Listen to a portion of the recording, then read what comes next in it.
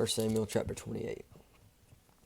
In those days the Philistines gathered their forces for war, to fight against Israel. And Achish said to David, "Understand that you and your men are to go out with me in the army." David said to Achish, "Very well, you shall know what your servant can do." And Achish said to David, "Very well, I will make you my bodyguard for life." Now Samuel had died, and all Israel had mourned for him, and buried him in Ramah, his own city. And Saul had put the mediums and the necromancers out of the land. The Philistines assembled and came and encamped at Shunem. And Saul gathered all Israel, and they encamped at Gilboa. When Saul saw the army of the Philistines, he was afraid, and his heart trembled greatly. And when Saul inquired of the Lord did not answer him, either by dreams, or by Urim, or by prophets. Then Saul said to his servants, "Seek out for me a woman who is a medium, that I may go to her and inquire of her." And his servant said to her, "Behold, there is a medium at Endor." So Saul disguised himself, and put on other garments, and went, he and 2 men with him. And they came to the woman by night, and he said, "Divine for me by a spirit, and bring up for me whomever I shall name to you." The woman said to him, "Surely you know what Saul has done, how he has cut off the mediums and the necromancers from the land. Why then are you laying a trap for my life, to bring about my death?" But Saul swore to her by the Lord, "As the Lord lives, no punishment shall come upon you for all this thing." Then the woman said, "Whom shall I bring up for you?" He said, "Bring up Samuel for me." When the woman saw Samuel, she cried out with a loud voice. And the woman said to Samuel, "Why have you deceived me? You are Saul." The king said to her, "Do not be afraid. What do you see?" And the woman said to Saul, "I see a god coming up out of the earth." He said to her, "What is his appearance?" And she said, "An old man is coming up, and he is wrapped in a robe." And Saul knew that it was Samuel, and he bowed with his face to the ground and paid homage. Then Samuel said to Saul, "Why have you disturbed me by bringing me up?" Saul answered, "I am in great distress, for the Philistines are warring against me, and God has turned away from me, and answers me no more, either by prophets or by dreams. Therefore I have summoned you to tell what I should do." And Samuel said, "Why then do you ask me, since the Lord has turned from you and become your enemy? The Lord has done to you as he spoke by me, for the Lord has torn the kingdom out of your hand and given it to your neighbor David, because you did not obey the voice of the Lord, and did not carry out his fierce wrath against Amalek. Therefore the Lord has done this thing to you this day. Moreover, the Lord will give Israel also with you into the hands of the Philistines, and tomorrow you and your sons shall be with me. The Lord will give the army of Israel also into the hands of the Philistines." Then Saul fell at once, full length on the ground, filled with fear because of the words of Samuel.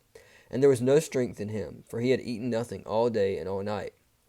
And the woman came to Saul, and when she saw that he was terrified, she said to him, "Behold, your servant has obeyed you. I have taken my life into my hand, and have listened to what you have said to me.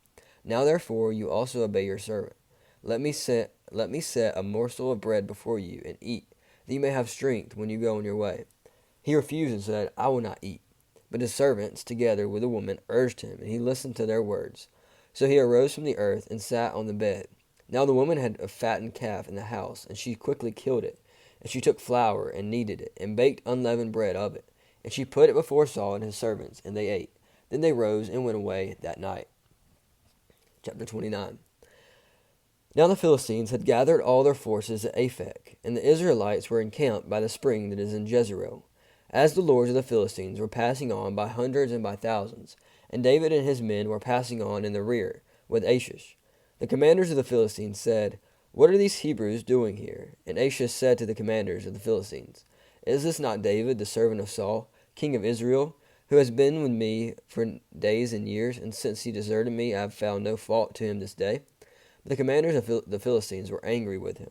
And the commanders of the Philistines said to him, "Send the man back, that he may return to the place to which you have assigned him.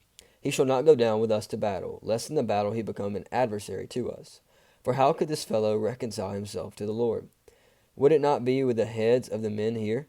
Is not this David, of whom they sing to one another in dances? Saul has struck down his thousands, and David his 10,000s. Then Achish called David and said to him, "As the Lord lives, you have been honest, and to me it seems right that you should march out and in with me in the campaign. For I have found nothing wrong with you from the day of your coming to me to this day. Nevertheless, the Lord should not approve of you. So go back now and go peaceably, that you may not displease the lords of the Philistines." And David said to Achish, "But what have I done? What have you found in your servant from the day I entered your service until now, that I may not go fight against the enemies of my lord the king? And Achish answered David and said, I know that you are blameless in my sight as an angel of God. Nevertheless, the commanders of the Philistines have said, He shall not go up with us to battle. Now then, rise early in the morning with the servants of your lord who came with you, and start early in the morning, and depart as soon as you have light. So David set out with his men early in the morning to return to the land of the Philistines. But the Philistines went up to Jezreel. Chapter 30. Now when David and his men came to Ziklag on the third day, the Amalekites had made a raid against the Negeb and against Ziklag. They had overcome Ziklag and burned it with fire, and taken captive the women and all who were in it, both small and great. They killed no one, but carried both small and great, but carried them off and went their way.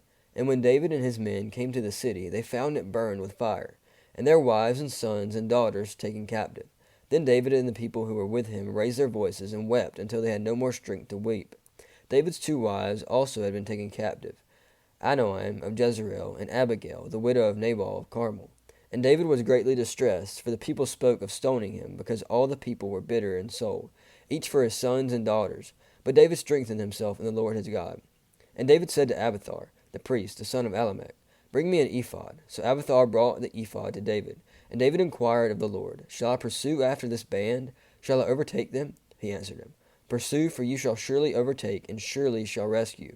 So David set out, and about the 600 men who were with him, and they came to the brook of Besor, where those who were left behind stayed. But David pursued, he and 400 men.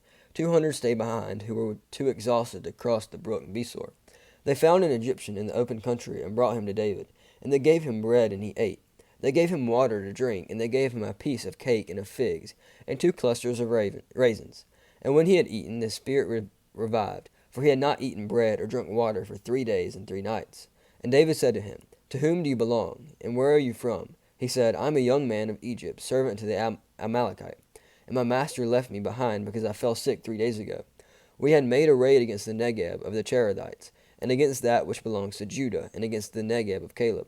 And we burned Ziklag with fire. And David said to him, Will you take me down to this band? And he said, Swear to me by God that you will not kill me or deliver me into the hands of my master, and I will take you down to this band.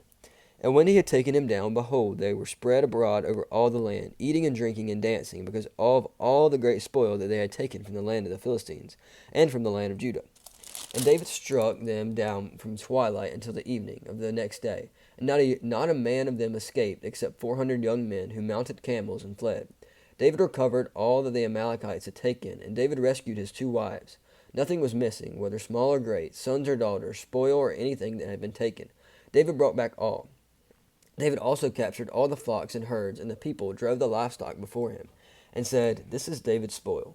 Then David came to the 200 men who had been too exhausted to follow David, and who had been left at the brook of Besor. And they went out to meet David, and to meet the people who were with him. And when David came near to the people, he greeted them.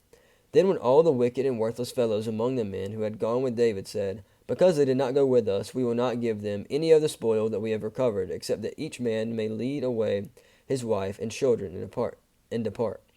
But David said, You shall not do so, my brothers. With what the Lord has given us, he has preserved us and given into our hand the band that came against us.